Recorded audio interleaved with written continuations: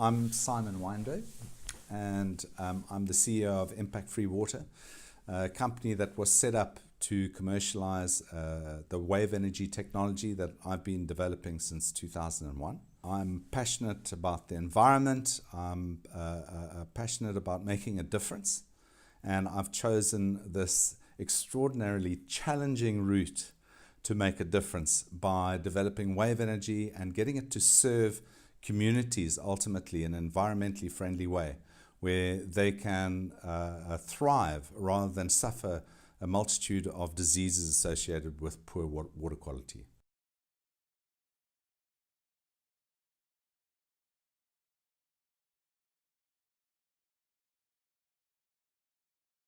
Wave energy has vast potential. 70% of the surface of the earth is covered by ocean. Amongst that, there are an incredible number of islands. So there's a great need and a great a way to provide communities with fresh water, with salt, with reefs, because it creates a reef. And so even if it's put on sand, it attracts fish, it attracts growth on it, and it creates a safe haven where these foreign vessels can't come in with nets and trawl everything up because they'll rip their nets up.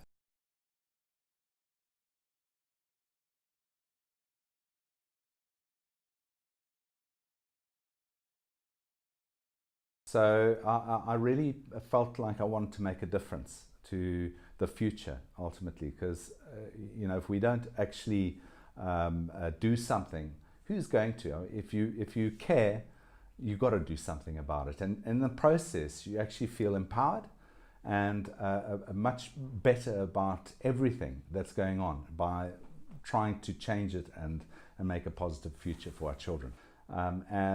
If you look at so many of the disadvantages of solar energy and wind energy, although they work well, but they take up a lot of space and they're not always appropriate. And of course, they're intermittent.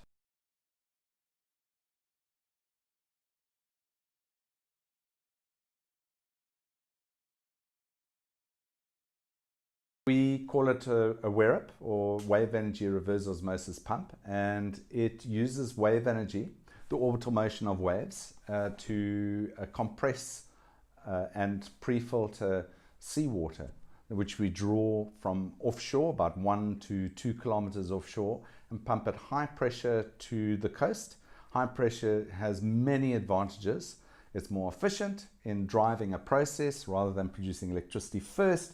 We pump that water at high pressure into a reverse osmosis membrane unit, and we lose some of the pressure whilst we create fresh water in the process, but the brine that's released from that process still holds almost all the pressure, and there's an opportunity there to drive a turbine to create electricity rather as a byproduct than as a primary product. So you're getting two for the price of one, which really makes sense. So we're creating water, potable water, and we're creating power. The two together creates a nexus for development, for a truly sustainable development.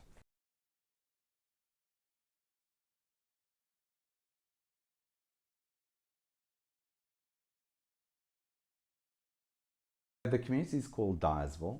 It belongs to the Saldanha Bay municipality.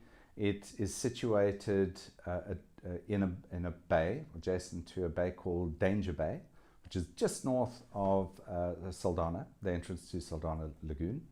And they suffer from good quality water. I did interview a fisherman on the beach who reported to me that he wouldn't even his dogs get diarrhea from drinking the tap water. And the complaint is that it either was white, coming out the taps white, probably full of chemicals, or it was coming out green, as in a lot of green particles in the water, and their dogs would get diarrhea. So they were drinking bottled water, which seems crazy because they really didn't have much money. Anyway, so I spoke to him and I said, look, we're thinking of producing water in the area. And we have ideas of trying to create a community project where we can supply you the water at cost, and you then would sell the water as an entrepreneurial activity to the community, who then wouldn't have to go into town to buy bottled water, and also they could just bring their own containers and fill them up, so they'd just pay for the water. Sort of a win-win scenario. It's an ideal scenario because we can walk in there, there's an environmental impact assessment in place for an area where the municipality is open to us setting up a pilot plant, and also fresh water for the Navy, and it's on naval land. So that's in the same bay. So there's a lot of growth potential as well as the municipality.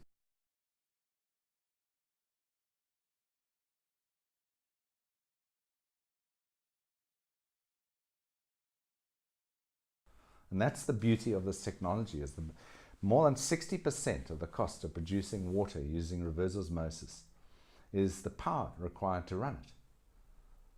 You know, that's excluding the capital cost in the beginning, and that's why it hasn't actually grown so much. And we can run the plant without electricity because we're using wave energy to pressurize the system, and rather produce electricity. You know,